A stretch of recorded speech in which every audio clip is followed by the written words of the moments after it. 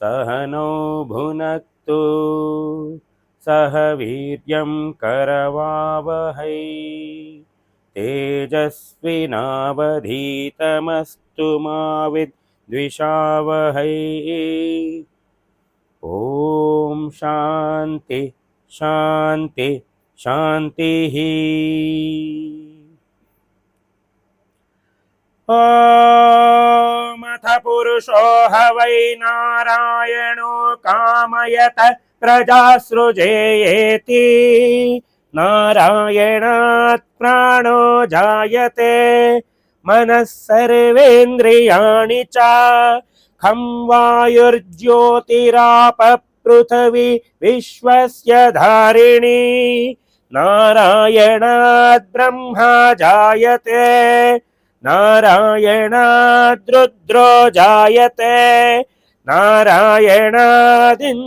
जायते नारायणात् प्रजापतयः प्रजायन्ते नारायणाद् द्वादशादित्या रुद्रा वसवः सर्वाणि च छन्दागुंसि नारायणादेव समुत्पद्यन्ते नारायणे प्रवर्तन्ते नारायणे प्रलीयन्ते।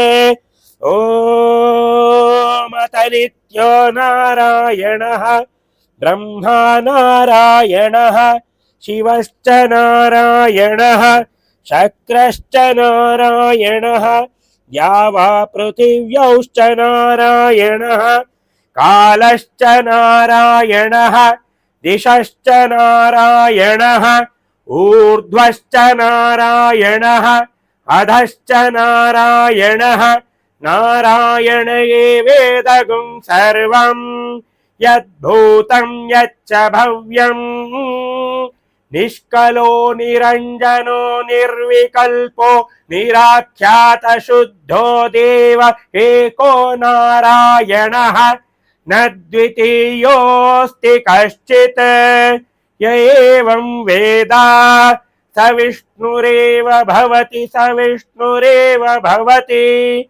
ओमित्यग्रे व्याहरेत् नम इति पश्चात् नारायणायेत्युपरिष्टात् ओमित्येकाक्षरम् नम इति द्वे अक्षरे नारायणायेति पञ्चाक्षराणि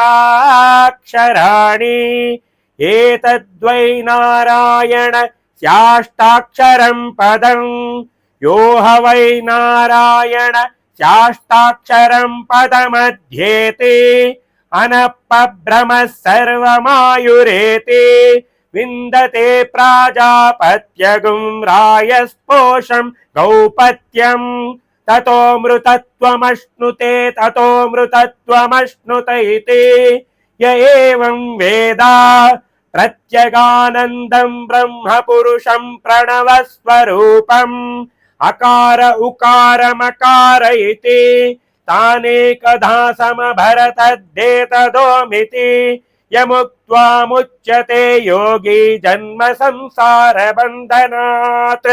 ॐ नमो नारायणायेति मन्त्रोपासकः वैकुण्ठ भुवनलोकं गमिष्यति तदिदं परं पुण्डरीकं विज्ञानघनं तस्मात् तदिदावन्मात्रं ब्रह्मण्यो देवकी पुत्रो ब्रह्मण्यो मधुसूदनो सर्वभूतस्तमेकं नारायणं कारणरूपमकार परब्रह्मोम् एतदत्तर्वशिरो योधीते प्रातरधीयानो रात्रिकृतं पापं नाशयति सायमधीयानो दिवसकृतं पापं नाशयति माद्यान्दिनमादित्याभिमुखो धीयानः पञ्चपातकोपपातकात् प्रमुच्यते सर्ववेदपारायण पुण्यं लभते